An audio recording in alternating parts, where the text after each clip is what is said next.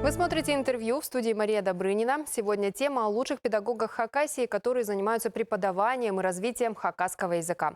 В этом году во Всероссийском профессиональном конкурсе «Лучший учитель родного языка и родной литературы» в номинации «Лучшие практики развития родной речи детей дошкольного возраста» воспитатель из Аскизского района Вера Чепчегашева вошла в число лауреатов. Также стоит отметить, что в составе высокого жюри, которое и дает оценку профессионалам, была приглашена педагог Института развития образования и повышения квалификации Надежда Толмачева. И сегодня они гости студии. Вера Валерьевна, Надежда Яковлевна, здравствуйте. Здравствуйте. Вера Валерьевна, расскажите, пожалуйста, вы не так давно вернулись с конкурса. Поделитесь впечатлениями, как прошел?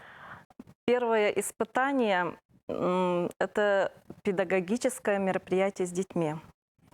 Это регламент испытания 25 минут.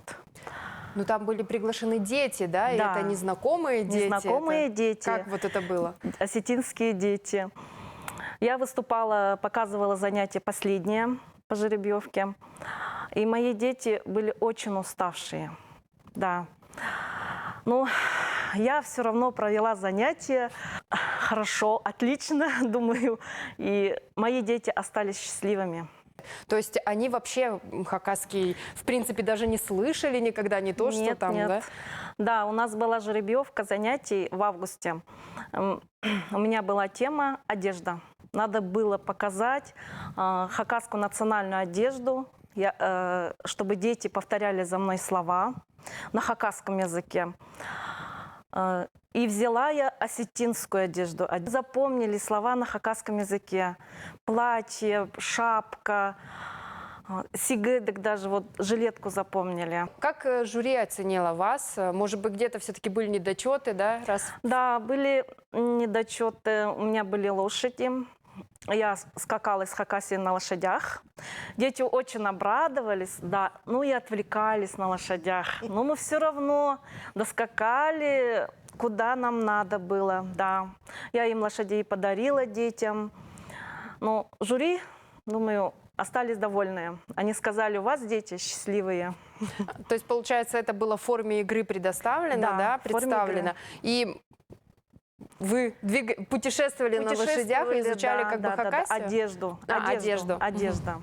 Да. В конце мы украшали платья. Девочки Аими. Всего сколько было участников? То есть 32 участника. в финал кто вышел и кто выиграл, если вы вот знаете уже? В финал вышли 5 финалистов. Победительница из Республики Татарстан. Второе место – это Республика Коми. И третье место – это Донецкая Народная Республика. Да. Вы впервые участвовали в этом конкурсе? Да, впервые. Вышла на всероссийский уровень. На муниципальном уровне я стала победителем. Потом на региональном уровне тоже стала победителем. А вы, получается, на всех вот этих этапах представляете одну программу или каждый раз что-то разное придумываете? Каждый раз разное. Вот это вот занятие, это как бы первое у нас испытание было. Второе у нас воспитательное мероприятие. А третье у нас мастер-класс. А вот здесь на региональном уровне я также показывала занятия и мастер-класс. Ваша группа в детском саду «Елочка», я правильно сказала? Да. Все ли они знают хакасский язык? Наверное, не скажу, да, это сложно все-таки для детей. Но сколько слов они знают, вот каждый ваш воспитанник? В нашем детском саду все знают хакасский язык. Вы у нас в жюри были, в высоком, да, оценивали, собственно, таких вот конкурсантов. Что, на ваш взгляд, получилось лучше всего у всех? Я хочу сказать, во-первых, конкурс проходил в 2 территориях. Педагоги, учителя школ показывали уроки из 72 регионов, показывали в Карачаево-Черкесии, в Черкеске, на базе гимназии. Как воспитатели в Северной Алане, педагоги также показывали свои испытательные такие мероприятия. Первое, это была мастерская. Именно методическая мастерская, где они должны были представить свою систему, методическую систему работы. И вторым был урок родного языка на базе черкесских школьников. Это тоже так же, как и дошкольники, не владеющие, не знающие родными языками, чужими родными языками. Они не все владеют, но в основном владеют там 3 языка: черкесский, карачаевский, абазинский. Вот эти школьники учили чеченский язык, хакасский язык, удмуртский язык и так далее. Жюри было интересно и сложно, потому что приехали все педагоги сильные, с опытом, и представляли интересные свои находки. А сколько было всего? 72 человека было, 72 регионов. И поэтому хочу сказать, что республика представила как раз именно результативность нашей, что воспитатель Вера Валерьевна и Надежда Николаевна Сагалакова вошли в полуфинал. Это 15 как раз самых лучших педагогов вошли в полуфинал, а потом уже пошли мастер-классы, и немного нам не хватило. Наверное, может быть,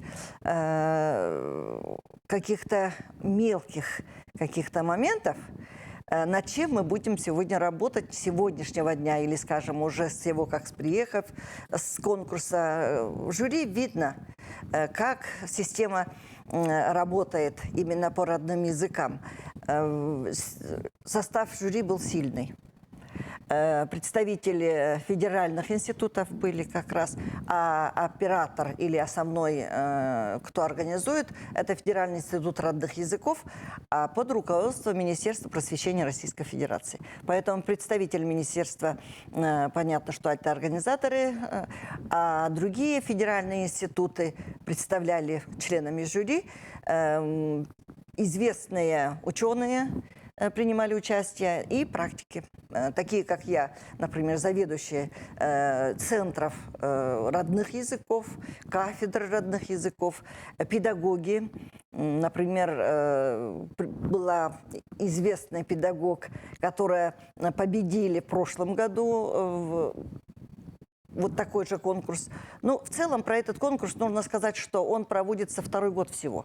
Лучший учитель родного языка и родной литературы. Но наш регион принимал участие, имеет опыт участия в других всероссийских мастер-классах по родным языкам. Так у нас с 9-го года система налажена.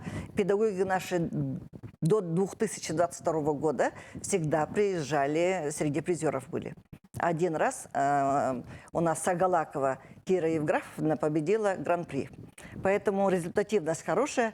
Ну вот такого уровня, скажем, наверное, с требованиями наши учителя сейчас только сталкиваются. Также, я думаю, что участие в конкурсе – это повышение квалификации. Так же, как и жюри тоже повышает свою квалификацию.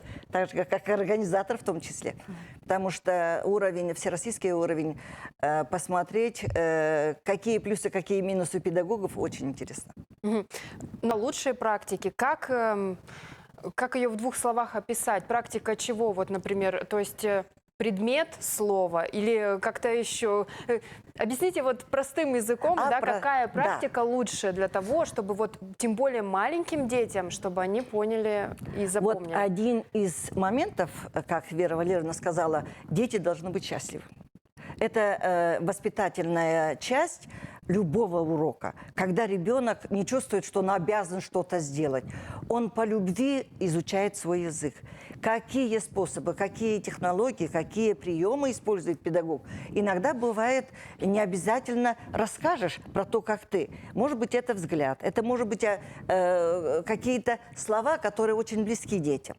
А может быть, это оформление своего уголка, потому что мы сегодня как раз создаем условия для того, чтобы дети заговорили на родном языке, захотели, полюбили язык своего народа, русский язык, потому что у нас язык никогда не идет без русского языка, потому как мы все прекрасно понимаем, не все владеют в совершенстве родным языком. Мы используем и русский язык как язык, который помогает изучать родной язык. И во всей России это принято. И одно из сегодняшних моментов – это воспитательное направление. Мы все хотим жить в дружбе, мы хотим быть счастливыми, хотим быть, чтобы наши дети были успешными. И это все закладывается. И как это получается у педагогов, что останется после этих занятий, после этих уроков у детей. Ведь не главное научить словам, а главное показать, откуда были люди, каковы эти педагоги. Да, чтобы они захотели приехать в Хакасию или в Ижевск и так далее. Потому что и жюри тоже так же говорят, вот бы съездить, например, в Чечню. Потому что мы уже узнали, мама – это Нана, папа – это да. И поэтому уже и это интересует. А дети какие интересные, они все хотят узнать еще большего. Далее. А заключительный этап, скажем, закрытие было вместе. Это было в Карачаево-Черкесии. Привезли с Северной Осетии Алания всех участников, жюри приехали. И все мы в большом, скажем, таком зеленом зале закрывали этот конкурс. Красивый конкурс, потому что он объединяющий. Вот когда прозвучал гимн, когда объединяющая песня про Россию, поют народные певцы, оперные певцы, тогда весь зал поднимается, весь зал поет, это есть единение. Когда мы возили национальные костюмы для ребятишек, ребятишки в наших костюмах были разных национальных, флаг регионов всех, там все вот это бушевало, вот эти флаги регионов, каждый любовался своим флагом. Это понятно, что это и хозяева подготовили, организаторы подготовили. Вот это объединение на основе вот это понимания большое значение сегодня имеет. Это принятие друг друга. И когда иногда говорят, что конкурс – это, скажем, как соревнование, как выделить первого. А в этом конкурсе такое чувство, что все едины. Ну, а следующий конкурс у нас будет проходить в Казани. Потому что победила среди воспитателей с Казани. На сайте Федерального института родных языков все материалы конкурса выставляются. И там как раз все испытания, они с записи. Их можно посмотреть, учиться и учиться. Вера Валерьевна, Надежда Яковлевна, спасибо большое за интересную беседу. Удачи вам в вашей профессиональной деятельности. Спасибо. До свидания. До свидания.